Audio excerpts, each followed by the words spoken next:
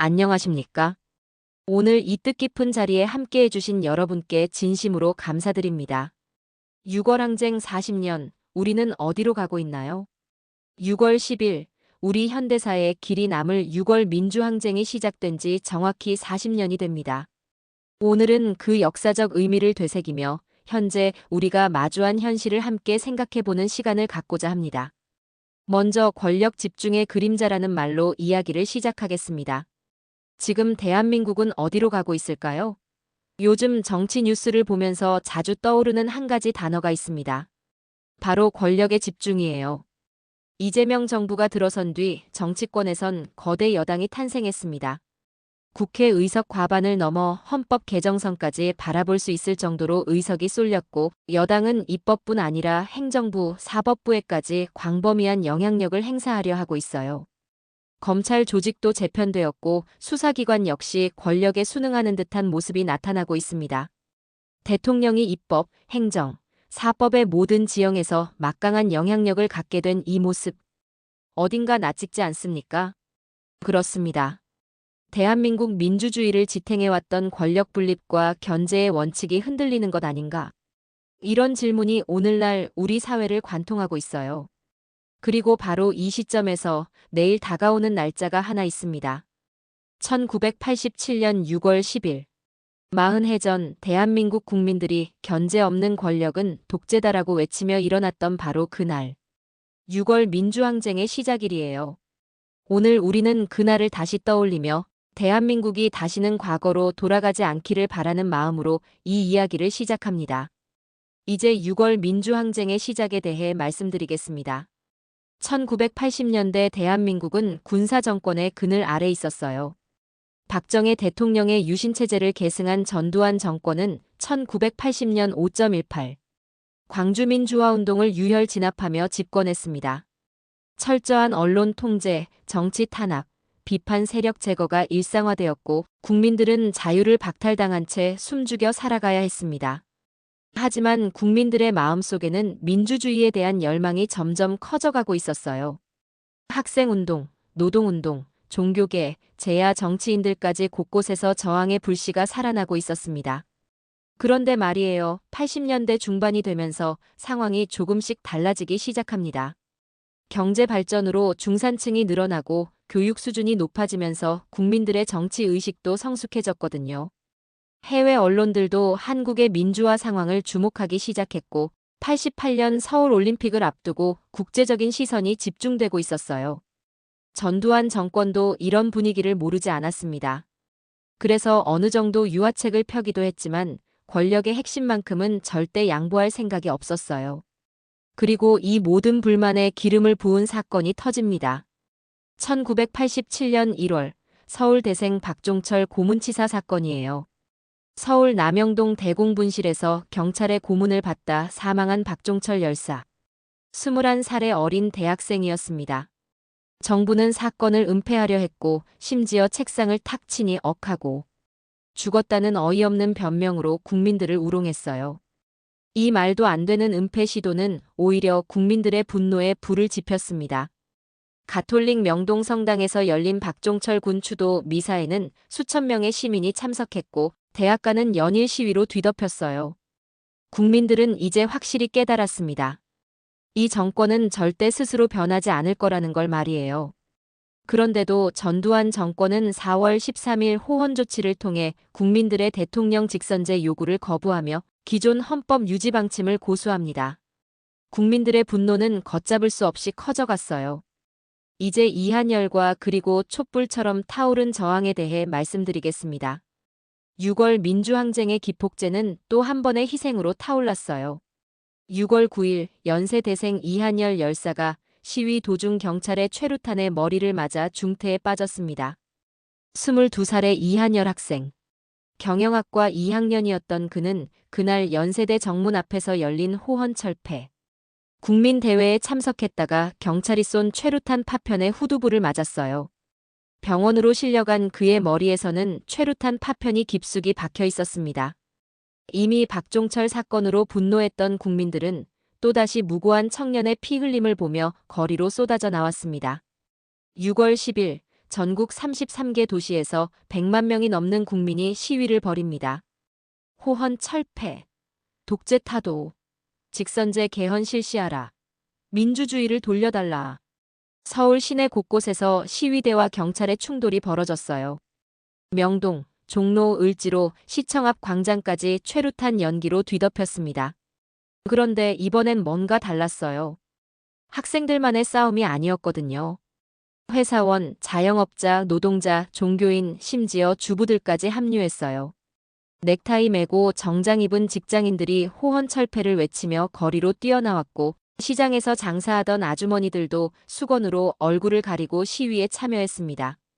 기업인들마저 조용히 후원금을 전달하며 국민 항쟁에 마음을 보탰어요. 심지어 일부 공무원들도 은밀히 시위를 지지한다는 의사를 표현했습니다. 언론 통제도 더 이상 통하지 않았어요. 그동안 정부 눈치만 보던 언론인들도 위험을 무릅쓰고 진실을 보도하기 시작했습니다. 동아일보, 조선일보, 중앙일보 같은 주요 언론들도 조심스럽게나마 시위 소식을 전하기 시작했고, 해외 언론들은 연일 한국의 민주화 투쟁 소식을 세계에 알렸어요. 특히 CNN, BBC 같은 외신들이 생생한 현장을 보도하면서 국제적인 관심이 집중됐습니다. 88년 서울올림픽을 1년 앞둔 상황에서 한국 정부로서는 국제적 이미지가 중요한 때였거든요. 그렇게 저항은 20여일 넘게 이어졌습니다. 도심 한복판은 연일 최루탄 연기로 가득했고 곳곳에서 경찰과의 충돌이 벌어졌어요. 6월 18일에는 전국에서 무려 200만 명이 시위에 참여했다는 기록이 남아있어요. 부산, 대구, 광주, 대전 등 전국 주요 도시가 모두 시위 열기로 들끓었습니다. 그러나 시민들은 두려움 속에서도 물러서지 않았어요. 오히려 날이 갈수록 더 많은 시민들이 거리로 나왔고 시위 양상도 더욱 조직적이 되어갔습니다. 이제 6.29 선언과 민주주의의 전환점에 대해 말씀드리겠습니다. 결국 6월 29일 집권 세력은 결단을 내립니다. 당시 집권 세력의 차기 후보였던 노태우가 국민 앞에 나서 6.29 선언을 발표해요. 대통령 직선제 수용, 기본권 보장, 인권 신장, 양심수 석방, 언론 자유 보장, 지방자치 확대. 이 8개 항목으로 구성된 선언문을 발표하면서 노태우는 말했습니다. 국민의 위대한 뜻에 따라 대통령 직선제 개헌을 수용하겠다고 말이에요. 사실 이 선언이 나오기까지는 집권층 내부에서도 치열한 논쟁이 있었어요. 강경파들은 끝까지 무력으로 진압하자고 주장했지만 온건파들은 더 이상 버티기 어렵다고 판단했거든요. 특히 미국의 압력도 컸어요. 레이건 정부는 한국이 유혈 사태로 치달을 경우 올림픽 개최가 어려워질 수 있다며 평화적 해결을 촉구했습니다. 국민의 요구를 수용한 이 선언으로 대한민국 민주주의는 새롭게 출발하게 됩니다. 1987년 12월 역사상 첫 대통령 직선제가 실시되었어요. 물론 야권 분열로 노태우가 당선되긴 했지만 그래도 중요한 건 권력이 국민의 손으로 옮겨졌다는 거예요. 더 이상 총칼로 집권하는 시대는 끝났다는 선언이었습니다. 이후 대한민국은 정치적 민주주의를 넘어 경제, 사회적 민주주의로 조금씩 확장해 나가기 시작했어요. 노동조합 결성이 자유로워졌고 언론의 자유도 크게 확대됐습니다. 대학가의 자율성도 회복됐고 시민사회도 활발하게 움트기 시작했어요. 90년대 들어서는 김영삼, 김대중으로 이어지는 문민정부가 출범하면서 진정한 민주주의 시대가 열렸습니다. 과거 군사정권 시절의 부정부패가 드러나고 전두환, 노태우 전 대통령이 법정에 서기도 했어요. 6월 민주항쟁은 대한민국 민주주의의 뿌리이자 지금 우리가 누리는 자유의 출발점이 된 역사적 사건이었습니다. 이제 네 번째로 그런데 다시 권력은 집중되고 있다는 점을 말씀드리겠습니다. 그런데 오늘날 우리는 이 역사를 돌아보며 착잡한 마음을 가지게 돼요. 지금 대한민국은 과연 그날의 교훈을 잘 지키고 있는가? 이재명 정부가 출범한 이후 상황은 심상치 않습니다. 첫째, 입법부의 독점이에요. 여당은 압도적 의석을 확보해 입법권을 사실상 장악했어요. 국회에서 야당의 존재감은 크게 약화됐고 일방적인 법안 통과 사례가 빈번해졌습니다. 예전엔 여야가 치열하게 논쟁하고 협상하면서 법안을 만들었는데 지금은 여당이 밀어붙이면 그냥 통과되는 경우가 많아요. 입법 견제 장치가 사실상 무력화된 거예요. 둘째, 사법부의 불안정입니다. 사법부 인사권이 대통령 인사권 아래 사실상 종속되면서 재판부 독립성 논란이 커지고 있어요. 대법원장과 헌법재판소장 등 사법부 수장들의 성향이 정부와 비슷해지면서 정말 독립적인 판단을 할 수 있을지 의문이 제기되고 있습니다. 검찰 수사 역시 권력 눈치를 보는 듯한 모습이 드러나고 있어요. 정부 관련 사건들은 수사가 소극적이거나 아예 무혐의로 끝나는 경우가 많아졌습니다. 셋째, 행정부의 장악이에요. 검찰, 경찰, 감사원, 국정원 등 국가 핵심 감시기관들의 수장이 모두 친정부 성향으로 교체되면서 권력 감시 기능이 마비될 수 있다는 지적이 나와요. 이전 정부에서도 인사권을 통한 조직 장악은 있었지만 지금은 그 정도가 훨씬 심해진 것 같아요. 심지어 공정거래위원회, 방송통신위원회 같은 독립기구들까지 정부 입맛에 맞게 운영되고 있다는 비판이 나오고 있거든요. 넷째, 언론 환경의 변화입니다. 권력의 비판적인 언론은 공중파에서 사실상 밀려나고 있어요. 방송통신심의위 인사 논란, 방송법 개정 추진 등으로 언론 자유 위축 우려가 제기되고 있습니다. 특히 종편 채널들에 대한 압박이 심해지고 있고 유튜브나 팟캐스트 같은 새로운 매체들에 대한 규제도 강화되고 있어요. 정부 비판적인 프로그램들이 하나둘 사라지고 있는 상황입니다. 다섯째, 사법 리스크의 역이용입니다.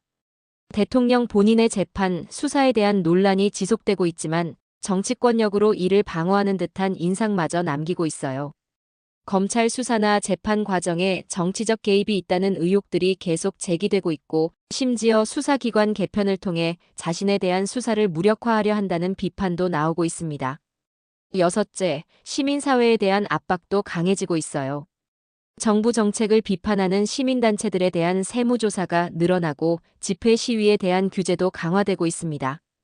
과거 박근혜 정부 때 문제가 됐던 블랙리스트 같은 일들이 다시 나타나고 있다는 우려도 있어요.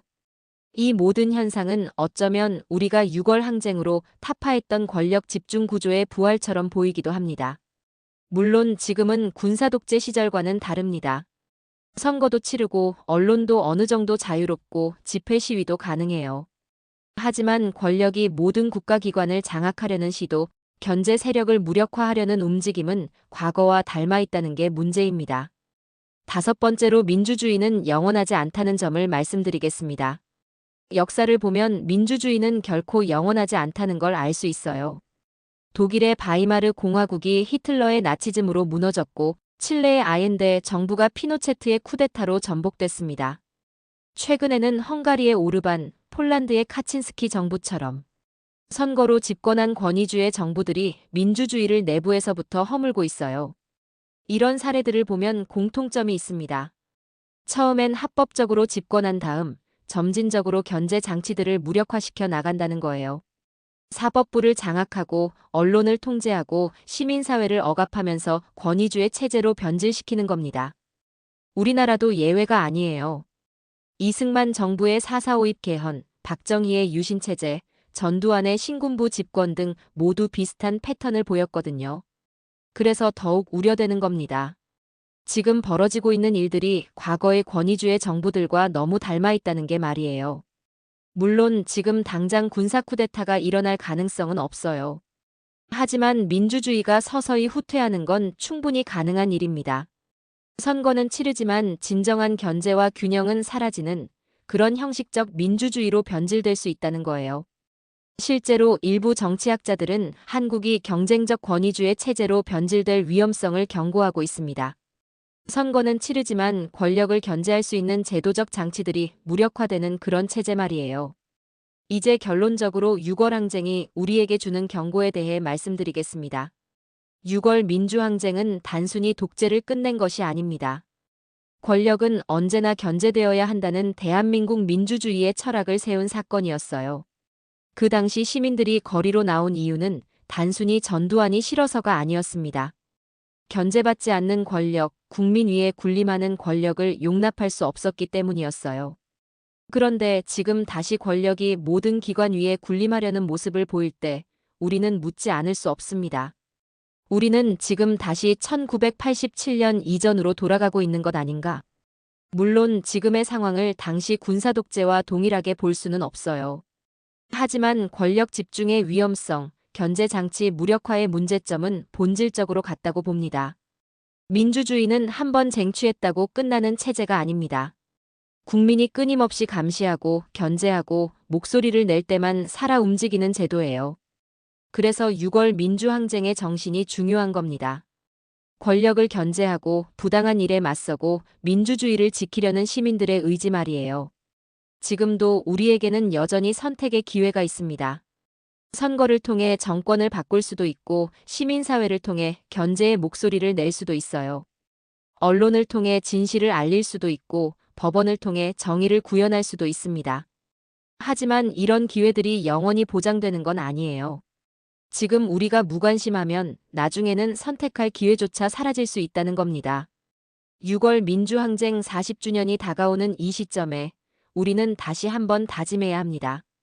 다시는 그날의 희생을 헛되이 하지 않겠다고. 다시는 대한민국 민주주의가 거꾸로 가는 것을 두고 보지 않겠다고. 마지막으로 마무리 말씀을 드리겠습니다. 1987년 6월 거리에서 최루탄을 맞으며 외친 시민들의 그 목소리. 그날의 대한민국이 우리에게 남긴 것은 권력의 주인은 국민이라는 단 하나의 진리였습니다. 박종철 열사가 남영동에서 고문을 당하며 지키려 했던 것, 이한열 열사가 연세대 정문에서 최루탄을 맞으며 외치려 했던 것, 그리고 수많은 시민들이 거리에서 목 놓아 외쳤던 그것은 바로 이거였어요. 국민이 주인인 나라, 권력이 견제받는 나라, 자유롭고 정의로운 나라를 만들자는 것이었습니다. 40해가 지난 지금도 대한민국 민주주의는 여전히 실험대 위에 올라 있습니다. 그 실험을 무너뜨릴 것인지 지켜낼 것인지는 바로 우리 모두의 선택에 달려 있어요. 역사는 반복된다고 하죠. 하지만 똑같이 반복되는 건 아닙니다. 우리가 교훈을 기억하고 경계심을 늦추지 않으면 다른 결과를 만들어낼 수 있다는 거예요. 그래서 오늘 이 자리에서 6월 10일을 하루 앞둔 이 시점에서 우리는 다시 한번 되새겨야 합니다. 민주주의는 공짜가 아니다. 자유는 거저 주어지지 않는다. 정의는 저절로 실현되지 않는다. 우리가 깨어 있을 때, 우리가 목소리를 낼 때, 우리가 행동할 때만 이 모든 가치들이 살아 숨쉴 수 있다는 것을 말입니다. 6월 민주항쟁의 함성이 다시 한번 대한민국 전역에 메아리치기를 바랍니다. 그리고 그 함성이 우리 모두의 가슴 속에서 영원히 울려 퍼지기를 바라면서 이상으로 발표를 마치겠습니다. 긴 시간 경청해 주셔서 진심으로 감사합니다.